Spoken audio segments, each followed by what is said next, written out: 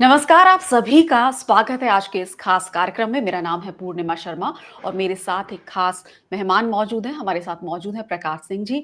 आप डीजीपी रह चुके हैं उत्तर प्रदेश और आसाम के और आप डायरेक्टर जनरल रह चुके हैं बॉर्डर सिक्योरिटी फोर्स के। बहुत-बहुत स्वागत है प्रकाश सिंह जी आपका इस चर्चा में। नमस्कार। तो सर मैं आपसे समझना चाहूँगी कि अगर हम भारत-बांग्लादेश बॉर्डर की बात करें, तो वहाँ पर बीएसएफ को किस तरह की चुनौतियों का सामना करना पड़ता है?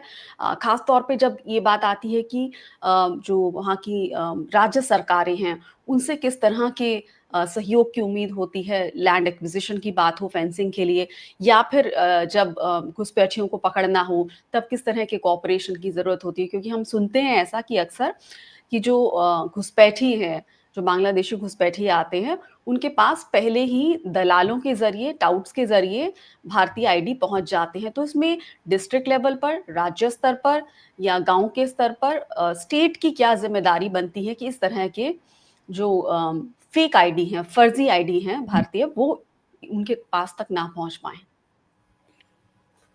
देखिए, बांग्लादेश के से जो घुसपैठ हुई है, इसके बारे में सबसे जो अथॉरिटेटिव रिपोर्ट है, वो गोडबोले कमेटी रिपोर्ट है।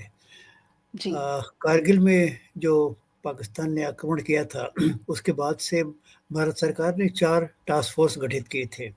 उसमें एक टास्क फोर्स थी माधव गोडबोले, तत्कालीन होम सेक्रेटरी जो थे, उनके नेतृत्व में ये कमेटी बनी थी। और जो चारों टास्क फोर्स की रिपोर्ट्स हैं, मैंने चारों तो नहीं पढ़ी हैं, फिर भी ये माना जाता है कि गोडबोले साहब की रिपोर्ट सबसे अच्छी थी चारों टास्क फोर्स की रिपोर्ट्स में। बाकी और इंटरनल सिक्योरिटी के बारे में थी, इंटेलिजेंस के बारे में थी, डिफेंस के बारे में थी, इत्यादि इत्यादि। पर ये जो बॉर्डर टास्क फोर्स की रिपोर्ट थी, ये बहुत ही निष्पक्ष थी, निर्भीक थी और सत्यनिष्ठ थी।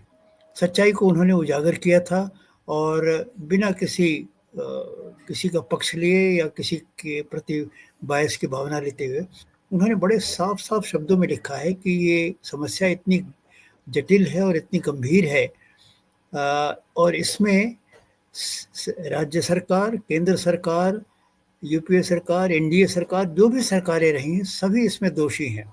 और जी।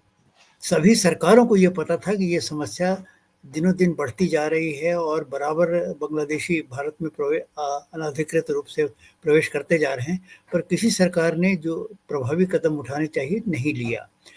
थोड़ा प्रभावी कदम जो मैं अपनी जानकारी से बता सकता हूँ, जब अडवाणी जी होम मिनिस्टर थे, तो उन्होंने कुछ शुरुआत की थी, प्रभावी कदम उठाने की, और ऐसा लगा था जी। कि इस समस्या पे कुछ लगाम लगा पाएँगे वो। पर किस कारणों से मैं समझ नहीं सकता, क्योंकि अडवाणी जी भी ढीले पड़ गए, एनडीए सरकार भी ढीली पड़ गई और ये समस्या जैसी की तैसी बनी रही। तो अगर कोई ये कहे, राज्य सरकार कहे या बंगाल की सरकार कहे या त्रिपुरा की सरकार कहे या कोई भी सरकार या केंद्र सरकार कोई ये कहे कि हमने इसमें ज़िम्मेदारी पूरी तरह से निभाई, तो वो पहली बात तो वो गलत होगा।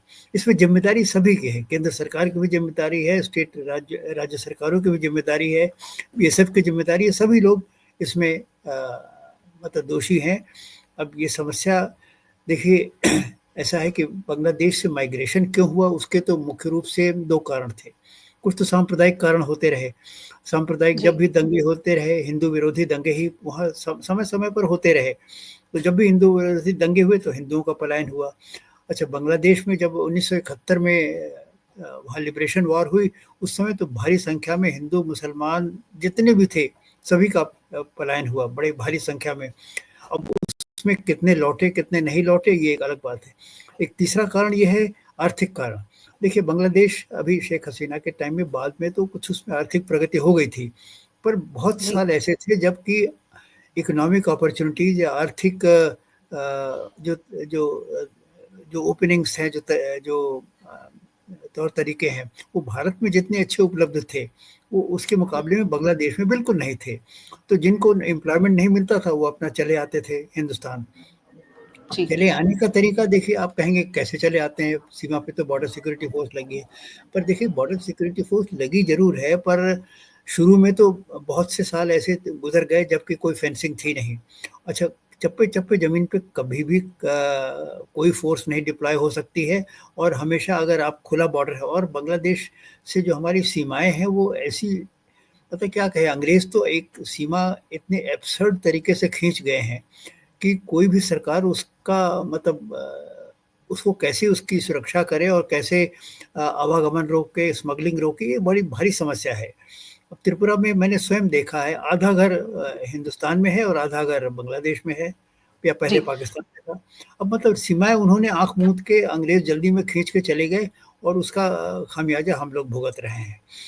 तो ठीक है, फिर बाद में ये जब महसूस हुआ कि नहीं भाई ये तो इमिग्रेशन हम रोक नहीं सकते जब तक कि तारबंदी न की जाए, फिर तारबंदी का प्रस्ताव हुआ।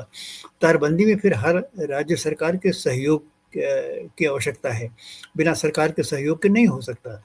तो उसमें मतलब अब सरकार केंद्र सरकार और राज्य सरकार में जो पॉलिटिकल इक्वेशन था, मतलब या तो सहयोग का था या प्रतिस्पर्धा का था या वैमनस्य का था। तो जैसी सरकार रही, उसी के अनुसार उस राज्य में फेंसिंग लगाने में प्रगति हुई। अगर जी, राज्य सरकार से सहयोग मिला तो फेंसिंग लगती गई, लैंड एक्वायर होता गया। अगर राज्य सरकार से एडवर्सेरियल रिलेशंस थे कि नहीं भाई हम जो करें, हम चित बोलेंगे तो पट, वो पट बोलेंगे तो हम चित, मतलब हर काम में विरोध करना ही करना है। तो दुर्भाग्य से वेस्ट बंगाल सरकार शुरू से ही वहाँ कुछ ऐसा राजनैतिक मतलब इक्वेशन रहा है कि वेस्ट बंगाल और सेंटर में कभी भी बहुत तालमेल अच्छा नहीं रहा है। और जी, इस तालमेल न होने के कारण तो वेस्ट बंगाल में काफ़ी दिक्कत हुई। त्रिपुरा में भी शुरू में दिक्कत हुई, बाद में तो खैर वो सॉर्ट आउट हो गई है।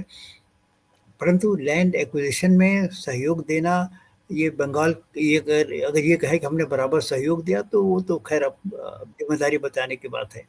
अब